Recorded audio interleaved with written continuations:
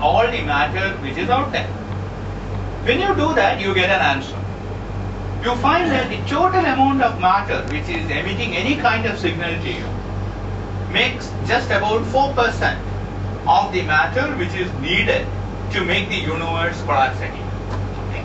So if this is the story, then the universe will keep expanding forever. Actually, that is no big deal. If the universe keeps expanding forever, let it expand forever. But we want to be sure about one thing. We have counted all the matter which was emitting light to you. So, but is there matter in the universe which is not emitting light? Is there more matter than that meets the eye? Now, it turned out when people started looking for it that there is indeed a lot more matter than what meets the eye. And this goes under the name dark matter. So I will just give you an idea as to there are different evidences for that. I will just give you one glimpse of where it comes from. So here is a galaxy for you. This is the center of the galaxy and there is some distance scale after which the galaxy is not there. But there are very tiny hydrogen clouds strewn all over, which is not contributing much to the mass. They are like dust particles in the physics language. But they go around the galaxy. And by measuring the speed with which these objects are going around the galaxy, you can measure what is the total amount of mass which is inside. So when you do that, theoretically, if there is only this much of matter, that is only the matter in that galaxy is only that which you see, there is no dark matter, then the curve should go like this. When you observe it, the curve goes like this. Which means that there is a lot more matter in this universe, in this galaxy, than what is seen. Now, in fact, when we talk about dark matter, I often say that the first evidence for dark matter was in solar system when we discovered Uranus. I'm sure most of you know the story of Uranus. Uranus was never seen first directly. What was seen was its effect on other planets, and the other planets were not moving according to the law. So somebody said, okay, there is another planet outside which is orbiting around and is perturbing it. And from that you can do a reverse engineering and calculate where Uranus should be. And when you go and look for it, it was there. And that is the way Uranus and Neptune were discovered. So in the same sort of way, the gravitational effect of this dark matter can be used to put a measure on how much is there. But there is just one visual effect of the dark matter which I would like to show you. This is a picture of a cluster of galaxies. And galaxies behind it. And you can, even with unaided eye, you can see some ring-like structures here, these elongated structures. This is happening because there is a whole bunch of cluster of galaxies in front of you, and there are distant galaxies on the background, and the light from the distant galaxies are coming through this cluster of galaxies. And you might have heard that the gravity affects the motion of the light, and it bends it, and it distorts it. It essentially acts like a lens. So this is a phenomenon known as gravitational lens, and these distortions can be measured, and from that you can calculate how much dark matter should be there in these systems. And this and many other evidences suggest that the dark matter can account for some more than 4%. It can account for typically 30%. So even with dark matter and the normal matter, you essentially account for typically 30% of the matter needed to make the universe collapse again. Okay. So even with this calculation, you would think that the universe has to expand further. But in the process, you have gone and learned something else. And this dark matter is also very closely related to the question, how did structures like galaxies form? I said that the original universe was very, very smooth, except for some very small inhomogeneities. And how did you see all these galaxies? Well, here is a kind of a simulation of how this can occur.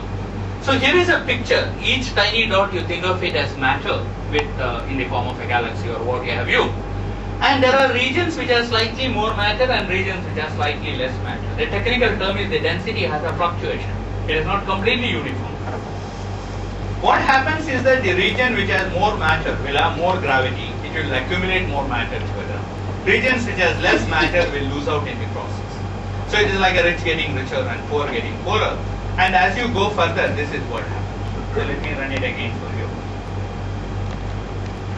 So you start from 1/3 the size, half, and today. 1/3, half, today. What you can see is that it is actually clustering around regions which has lot more matter. And you are supposed to compare this with the real universe picture which I showed you, remembering that this scale is only a tiny part here. So if you take a tiny slice here and a slice here, they are similar. And of course you can do very quantitative comparison of these two and arrange it in such a way that the galaxies are forming out. So that is not a deep mystery. If there are tiny fluctuations and if the primordial universe was quantum mechanical, there has to be some intrinsic fluctuation. Those fluctuations can grow by gravitational perturbation. I mean, this is called gravitational perturbation theory, and by which these structures can form. So we do understand that process. But that is one thing to say all these things theoretically. How can we test this idea? Is this really true? Is this what has happened? So if this is true, when the universe was 1,000 times smaller, it should have very tiny perturbation. The density has to be uniform, but not completely uniform. There has to be a very small amount of perturbation. So we just have to look at the universe when it was 1,000 times smaller. And I told you that cosmologists are a privileged lot and they can do that. And here is the result. This is the result from 2002 observations, and I told you that it was done earlier in 1992 for the first time. This is the entire sky. It is projected onto the plane in some crazy coordinate system. And this blue to red denotes what one calls a temperature anisotropy. So let me explain what it is. I told you that when the universe was 1,000 times smaller, the atom formed and the radiation from there started moving towards you. This radiation has a characteristic pattern and it is called a thermal radiation. This is typically the kind of radiation you will get if you heat up a box. Then if you want to squeeze the balloon, you have to do work on it because there is a pressure which is pushing you across. And if the balloon expands, the gas inside will sort of cool, its energy will come down and it will do work against the expansion. Okay? This is what positive pressure does. A material with positive pressure, when that region expands, it will decrease in its energy density. Now if a material has negative pressure, as the region expands, the energy density may stay constant. It may even go up. So that is why it is exponential. It is almost like a free lunch. I mean, it expands and at the same time the amount of energy there can stay constant and it can stay. Fortunately, it has a very crucial test. I told you that the universe is expanding, and if you think of a universe or take just two galaxies and that galaxy is going away from you. Now if you imagine that it is like a car which is speeding away, the car can go away from you with a constant speed. It can go away from you with a decreasing speed so that after some time it will come down to a halt, or it can go away from you with an increasing speed. So this is a decelerated expansion, accelerated expansion and a steady expansion. And one can just show by very simple mathematics that if the universe has negative pressure fluid which is driving its expansion, it will accelerate the expansion. So that is another way to test this idea. Incidentally, you keep asking me that question at the wrong time. 6 years back when you asked, I said tachyon is not the answer. Then I toyed with that idea for a few years, and now I have gone back to the thing that I was right at that time. Tachyon is not the answer. Okay, so you should ask me somewhere in between. Okay, then it could be that the universe is not actually 4-dimensional, but it has higher dimensions. And these higher dimensional effects, when you sort of tackle in a particular way, it does come back to, and it behaves like a dark energy or some such thing. But there is one suggestion with the person whom we all revere, the person of the century, himself has suggested in a completely different context. It is called cosmological constant, and this has been my favorite in the last few years.